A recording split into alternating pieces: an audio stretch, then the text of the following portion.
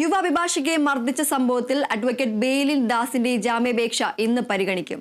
Thiruvananthapuram magistrate കോടതിയാണ് ജാമ്യാപേക്ഷ പരിഗണിക്കുന്നത്. നിലവിൽ ബെയിലിൻ ദാസ് ഈ മാസം 27 വരെ റിമാൻഡിലാണ്. വാർത്തയുടെ കൂടുതൽ വിവരങ്ങളുമായി വിഷ്ണു കരുണാകരൻ ചേരുന്നു. വിഷ്ണു, എന്തൊക്കെയാണ് കൂടുതൽ വിശദാംശങ്ങൾ?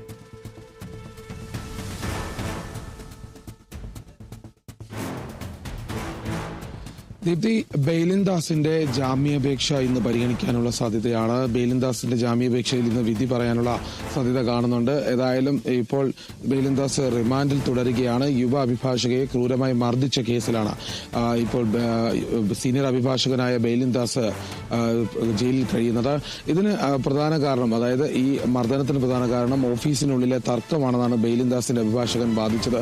എന്നാൽ അതേസമയം തന്നെ അഭിഭാഷകനായി ഇരിക്കുന്ന ഒരാൾ ഇത്തരത്തിലുള്ളൊരു ക്രൂരകൃത്യം ചെയ്യരുത് എന്നുള്ളൊരു നിലപാടാണ് ഇതിനെതിരെ വാദിച്ചിരുന്നത് പ്രോസിക്യൂഷന്റെ വാദം. ഏതായാലും ഈ ഒരു വിഷയത്തിൽ, ഈ ഒരു വലിയ രീതിയിലുള്ള ഒരു വിവാദമായ ഒരു വിഷയമായതുകൊണ്ട് തന്നെ ഇതിനെ വളരെ ഗൗരവത്തോടെ തന്നെയാണ് കോടതി കണക്കാക്കിയിരുന്നത്. അതിന്റെ ഭാഗമായാണ് ബെയിലിൻ ദാസിനെ റിമാൻഡ് ചെയ്തുകൊണ്ടുള്ള നടപടി ഉണ്ടായത്. കുറച്ചു ദിവസം ഒളിവിൽ കഴിഞ്ഞിരുന്നത് തിരുവനന്തപുരം ജില്ലയിലുള്ളിൽ തന്നെയാണ്.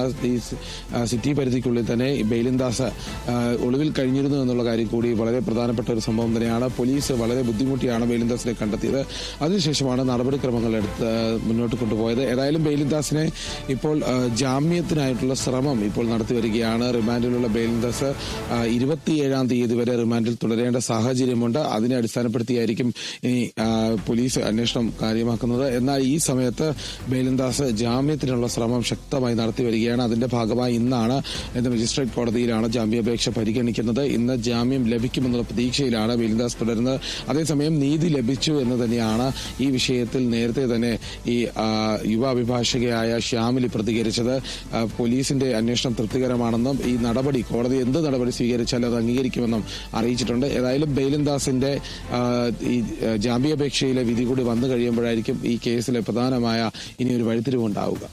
ദീപ്തി, അതുപോലെ തന്നെ ബെയിലിൻ ദാസിനെ ഇനി പ്രാക്ടീസ് ചെയ്യാൻ അനുവദിക്കില്ല എന്ന തരത്തിലുള്ള വാർത്തകളെല്ലാം പുറത്തു വന്നിരുന്നു. അത് സംബന്ധിച്ച് കൂടുതൽ വിവരങ്ങൾ എന്തൊക്കെയാണ്?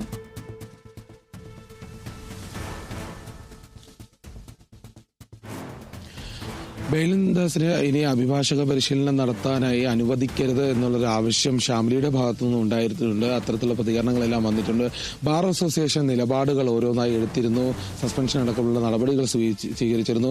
എന്നാൽ ഇത്തരത്തിലുള്ള ഒരു സീനിയർ അഭിഭാഷകൻ സ്ത്രീകൾക്ക് നേരെ അതിക്രമം നടത്തുക, ക്രൂരമായി മർദ്ദനമുണ്ടാകുക, സ്ത്രീത്വത്തെ അപമാനിക്കുക അടക്കമുള്ള കാര്യങ്ങൾ ചെയ്തു വന്നതുകൊണ്ട് തന്നെ ഇനി ഇത് തടയണം. അതായത് ഈ ബെയിലിൻ ദാസിന്റെ ഈ അഭിഭാഷക പരിശീലനം തടയണം എന്നുള്ള ആവശ്യം പല ഭാഗത്തുനിന്ന് ഉയരുന്നുണ്ട്.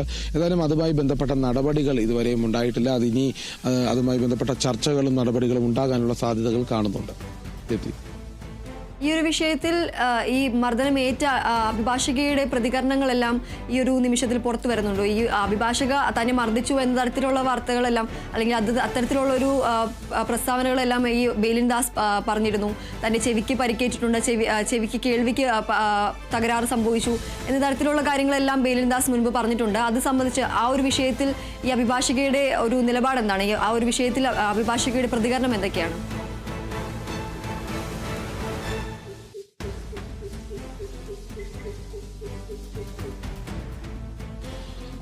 ബെയിലിൻ ദാസിന് മർദ്ദനമേറ്റു എന്നടക്കമുള്ള കാര്യങ്ങൾ ബെയിലിൻ ദാസിന്റെ ഭാഗത്തുനിന്നുണ്ടായിട്ടുണ്ട്. ഏതായാലും കാര്യങ്ങൾ കോടതിയിൽ അവതരിപ്പിക്കാമെന്ന് തന്നെയാണ് നേരത്തെ പോലീസിനോട് പ്രതികരിച്ചത്. അതേസമയം തന്നെ ഈ അഭിഭാഷകയായ ശ്യാമിലിയുടെ മുഖത്ത് പരിക്കേറ്റത് വളരെ ആഴത്തിലുള്ള പരിക്കെന്ന് തന്നെയാണ് കണക്കാക്കുന്നത്. അതുമായി ബന്ധപ്പെട്ട് ഇപ്പോൾ ചികിത്സ തേടി വരികയാണ്.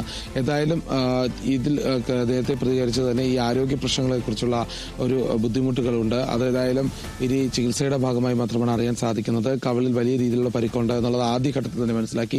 അതായത് ഈ എഫ്ഐആറിൽ തന്നെ വളരെ വ്യക്തമാക്കുന്നുണ്ട്. ബെയിലിൻ ദാസ് ആക്രമിച്ചപ്പോൾ കവളിയിൽ ഒരു തവണ അടിക്കുകയും എണീറ്റ് വന്ന ഈ അഭിഭാഷകയെ വീണ്ടും ആവർത്തിച്ച് മുഖത്ത് തന്നെ വീണ്ടും പലതവണ അടിച്ചുവെന്നും പറയുന്നുണ്ട്. അത്തരത്തിലുള്ള കാര്യങ്ങൾ കൂടി പരിഗണിക്കുമ്പോൾ ബെയിലിൻ ദാസിന്റെ മർദ്ദനം വളരെ ശക്തമേറിയതായിരുന്നു.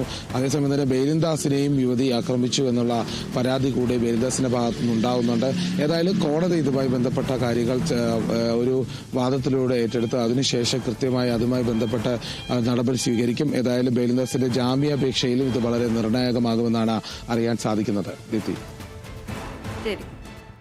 യുവ അഭിഭാഷകയെ മർദ്ദിച്ച സംഭവത്തിൽ അഡ്വക്കേറ്റ് ബെയ്ലിൻ ദാസിന്റെ ജാമ്യാപേക്ഷ ഇന്ന് പരിഗണിക്കും. തിരുവനന്തപുരം മജിസ്ട്രേറ്റ് കോടതിയാണ് ജാമ്യാപേക്ഷ പരിഗണിക്കുന്നത്. വിഷ്ണു കരുണാകരനാണ് വിശദാംശങ്ങൾ നൽകിയത്.